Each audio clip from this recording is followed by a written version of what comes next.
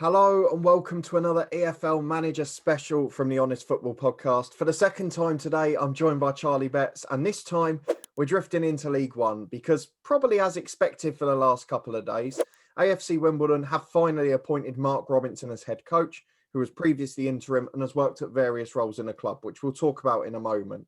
But as we do normally, Charlie, first we will go to the outgoing manager, which in this instance is Glyn Hodges. So he'd been in charge for 15 months and was obviously let go on the 30th of January following defeat against MK Dons. And although he had a decent first season there, and the start to this season wasn't the worst, and I'll get later to the fact that they're one of the few teams I've seen live this year, but coming towards the end of his spell, I know they had a good run in the EFL trophy, but 11 league games without a victory before he went, it can't really have been a surprise, can it? No, not with the. I suppose not with the start that he had last year, and that proves that he had something going, and it hasn't quite worked. I think 11. We've done other manager specials where managers have been sacked off 6 games, but to go 11 without a win, you're really going to struggle. And I think the manner of those as well. I mean, their goal difference is not exactly favourable in terms of -18. So you have to be looking probably for a change in the politest way possible. Yeah, you're absolutely right. And to be fair to him, he did have some good times in the first season. He was obviously a player for the old Wimbledon back in the 80s as well. So he's got to be remembered fondly at the club, even though I guess it didn't work out at the end, hasn't he?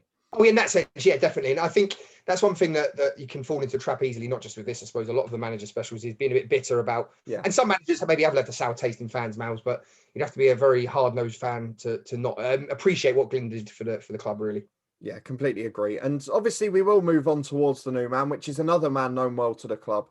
And it's something that's a bit of a theme with AFC Wimbledon, isn't it? Which is generally most of their managerial appointments are always someone that knows the club inside out. And this one's no different. So do you think that has been a benefit? And do you think it will continue to be before we get on to the man himself? Yeah, I think so. I think the AFC Wimbledon, especially, I don't want to go down the politics of maybe the history of the club too much, but it's a club that's built on community, it's built on fans, it's built on that family, for the want of a better phrase. Yeah. A bit cliche, a bit cheesy, but it's true. And I think you probably need to understand that to be able to manage the club. I don't think they're after mercenaries, and you see that in their approach to it. So it doesn't surprise they promoted someone who knows the club really well. And we'll probably talk about his attributes in a minute. I think it's probably a better move for them than getting someone from the outside for maybe 6 months, 9 months who's then going to disappear again. So it's definitely a better move in that regard.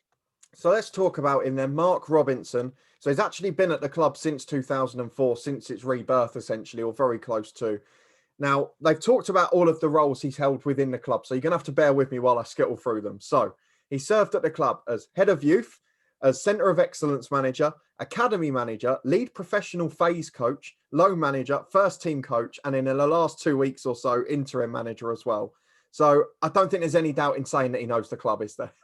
No, not in that sense, no. But I think what would be fascinating to see is his approach. How long he gets, we don't know. But he obviously knows the club well in the sense of, he's been head of the youth development side of it, all of those different jobs. So it's likely he's going to want to bleed in some of these young lads that the club must produce. I think what I'm saying is, especially being he was head of loans at one point as well, he's going to have the players' interests at heart, which is not always what you get with some managers. It's more about them. So I think it's not just about bringing the first team through. I think what you've got is a manager who I imagine will care about the whole club and the various different levels within that. So in that sense, I think that can only be a good thing for the fans, for the players, and also maybe the lower parts of the club, the under 16s, 18s, that this seems to could be a good pathway, depending on how long he gets there. You're absolutely spot on. One of the first things in a statement that is there after the roles he's had at the club before is the fact that he's had a huge part in so many of the first teamers coming through already, and those where he's worked through the club on the way up. But we always try to have a balanced argument here. So we've got to talk about the other side as well, which is AFC Wimbledon, we'll get to the table in a moment, are in a relegation scrap as it stands, albeit with a couple of games in hand. Is there a risk bringing in someone with that future mind or that long-term thought or that vision? Is that going to potentially cause a little bit of harm in the short term? And could that potentially then lead to a relegation? It is a risk. I think if we'd have been talking about, we did one earlier about Bristol City. If you were in the comfort zone of mid-table, I suppose you could approach that a bit more.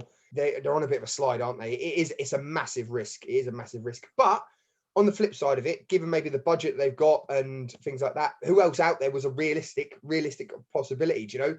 So is it better than someone and you're comfortable with, as opposed to getting an outsider who could completely shake up the whole ethos of the club and it leave them in a worse position? So I can understand maybe they've been cautious over this and just thought we'll go with in. And although it's not been great recently in terms of results, we believe that we've got someone who can make that wholesale change in that sense. I don't know. And as roles are reversed today, for anyone who follows the podcast regularly, I'm going to play devil's advocate one more time, which you normally tend to do. So he was listed as the best candidate from all of the applicants and all of the interviews they've done, but he's obviously been involved at the club for nearly 17 years. So I guess playing devil's advocate, is there a suggestion that, like some other clubs we've seen with Swindon, we perhaps saw with Bristol Rovers promoting within, we've seen with other clubs appointing interim managers, is it perhaps a potentially partly financial one as well, rather than taking a risk of big compensation for somebody else? Oh yeah, I think so. I mean, to be brutally honest, you've got to be realistic. The club just got a new stadium. We're in the middle of a pandemic. They don't pay for themselves. So yeah, I suppose it is a financial thing. And we're seeing a lot more of that. I think what would be the only counter to that is that if you are going to get a cheaper option, there was probably even other people in the club who could have stepped in. You talk about a man. I think it's the love of the club that might have carried him through. It does maybe think, are they being a bit nostalgic? Are they going through rose-tinted spectacles a little bit? But yeah, I suppose maybe they are, but balance that with, like you say, about the money side of it. Maybe that's a sensible choice rather than, I won't name a name, but going after a bigger name who's going to cost you a lot of money. You've got to get a release fee for them and stuff. Maybe it's sensible, albeit running the risk of possibly getting relegated. But, the hit of paying off a manager nowadays is nearly as bad as getting relegated in terms of the financial loss to him. Absolutely. And we've got the negative arguments out of the way. They're only what ifs. Of course, we might not be predicting them. We'll get to your thoughts in a moment. But we've got to give him a benefit of the doubt, which is his first league game in charge. He ended the winless run of 11 games. He got a fantastic victory on the road. So potentially onwards and upwards, because once you get that momentum, once you get that new manager bounce, we've talked about it before, it can lead to great things, thinking about it the other way. Yeah, absolutely. I mean, to be honest, the next game against Peterborough, who I'll be honest, given AFC Wimbledon's goal difference, is probably not your next league game you'd want, because for all that we say about Peterborough, they are great going forward. So I think there is a bit of a worry about that. But then after that, you got the run it eases off a little bit, Gillingham, Shrewsbury, teams like that. So I don't know. The only caveat to that is that there's a couple of teams around them in the league who are managerless at the minute. So I'm looking at Northampton just below them. Is if they get a new manager bounce as well, do you know what I mean? It's going to be the good thing is for Wimbledon. The only thing I would say for them is they've got 2 games in hand on a few of the teams around them. You win those and they could potentially be up as high as 17th. That momentum might be good, but they have got a tough run of fixtures interspersed with some games that you've got to be really targeting if you're the new manager. Yeah, I was going to mention a couple of games in hand because we've got to be fair. That's a chance for them to get away from it to start with. And as you say about managerless clubs, his 7th game will be against Bristol Rovers on the road. So that will be an interesting one. We'll probably be talking about them later in the week. But what I wanted to mention was on the road, they've actually not been too bad this season, Wimbledon. And that's where they ended their winless run again last time out. But they have still got the worst home record in League Two. Only 2 wins and 2 draws from 11 games this season, albeit that can change with their games in hand. But how important is it that both defensively they shore up as the 5th worst defence in the league, but also that the home form, it has to start to become a fortress, even in the pandemic with better away form. It's got to be better than 8 points from 11 games, hasn't it? Oh yeah, definitely. I think that's clearly the weakness. I think defensively as well. If you look at when they let in a lot of their goals, it's quite a lot of it's in the first half, and it's slightly different to a discussion we had earlier. There must be an issue with the way the team's been set up in the sense of they've got some good pros there, but it's just maybe the concentration levels, fitness levels. I don't know, but something needs to change because you can't be chasing a game every time you're at home because that's always such a tough, and it's a tough enough situation they're in at the minute.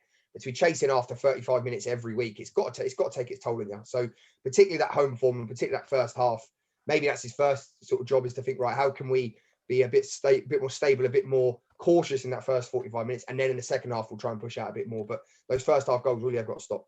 Yeah, you're spot on. And I mean, from the one game I saw this season was obviously away at MK Dons from a hotel room, but given the enormity of the occasion being MK Dons v Wimbledon for obvious reasons, but you could tell they were a side set up to be better on the road. The way they played on the break, they've got Joe Pigott as the focal point, and they've got a lot of runners off him, and it worked a treat. But at home, obviously teams sit a bit deeper, and that's not always going to be the case. So I think you're spot on with that judgment. But I guess we've got to move towards the hard questions for you, which is AFC Wimbledon are in a relegation battle. As it stands, they are outside on goal difference, but they've got 2 games in hand on most of the teams above them. Probably only Shrewsbury that have got a few bits of catching up to do as well. So looking forward to the rest of the season. I mean, you've got to bear in mind the side above them, Rochdale, are in awful form. Bristol Rovers have been hit and miss until interim management in the week. And the sides below them, as you mentioned, Northampton managerless, Swindon in disarray, Wigan off the pitch is still a mess, and Jimmy Floyd starting to make a comeback at Burton, which we've already talked about. So what do you see for the rest of the season? Will they stay safe? Will they stay out of it? What do you think? Oh, do you know what? We've done a few of these, and I know there's other ones that potentially come up. This has got to be the hardest to call because it's so tight down there. But I don't want to go on about it. But that new manager bounce of some of those clubs could really have an impact on it. Oh, I don't know. See, Bristol Rovers, if they get the right man in, they could pull away. So then you're looking pretty much Rochdale downwards. The nostalgic part of me wants them to stay up. I just think if Northampton make the right appointment, and do you know what? I sadly think they might go. I don't think they'll have enough. I think that it's great and nostalgic as this is, and I know I've been talking them up. I think it's a longer term appointment, and I think actually we mentioned about the money side of it. Maybe they are thinking of potentially going down next year and rebuilding within there. So I've got to be honest. I don't think they'll have enough. I think that Jimmy Floyd has to and start to run together. Northampton, depending on who they get in, could probably get a new manager bounce and push off. So I don't like saying this because I do really like the club. I do, but I don't think they'll survive. I think they'll go down. But you're basing that on Northampton getting the right man, and if not, then they'll squeak their way out. Possibly, if they do, they'll be where they are now. Though I can't see them being any higher than just outside the relegation. But again, it's a bit of a thing. If they do go and stay up, then great, kudos to him. If they go down, I think they've got the right man to potentially rebuild. Yeah, absolutely. And to be fair, I'm going to be in slight disagreement with you here because I was thinking about this for about 15 minutes before we came on here, and I think they're going to finish 20th. I'm absolutely certain of it. I think they'll stay up. I don't know about Northampton, but I don't think they're going to be able to survive. The 2 games makes a difference. And if he sorts the home form out, I think Wimbledon might just survive. But like you say, it might just be the nostalgic part because for people of our era, I guess, growing up at the time we did, Wimbledon was a massive club and we probably want them to survive, especially now they're back at Plough Lane. So I can't promise that that's my head ruling over heart, but we'll see. But the final question, I guess, coming back to you as we always do. This episode is, of course, about Mark Robinson being appointed head coach. Do you think, whether it be short term or long term, is he the right man for the job in your eyes? For that club, yes. I think if that being, I know you normally say a 2-word answer, but I think other clubs making that appointment, I would have been so sure. I think probably on enthusiasm and love for the club alone, he'll do well there and bring a lot of people with him. So in this instance, yes. Yeah, it makes such a difference for Wimbledon. Having people that know the club has always been part of the tradition in terms of appointing managers, and I can see it being a success here as well. Of course, there were so many other topics we could have talked about because Emma Hayes was linked with a job to start with, which obviously would have been a massive thing for the footballing world and was quite controversial. But we end up with Mark Robinson, a man who knows the club well, and we wish Wimbledon the best in their attempts to survive in League One this year. But if you're an AFC Wimbledon fan, I presume you're here, of course, because of that. Please let us know down below what you think will happen under Mark Robinson. Do you think he's the right appointment? Because the signs under interim management look good so far. And fingers crossed, do you think he can keep you up in League One? Let us know what you think down below. But if you did enjoy this episode, please do put a thumbs up on it. Subscribe down below for regular content from the Honest Football Podcast. You can follow us over on Twitter at HonestFootball3. It is manager specials galore this week. And thank you to Charlie Betts for joining me as always. Hopefully, we'll see you next time.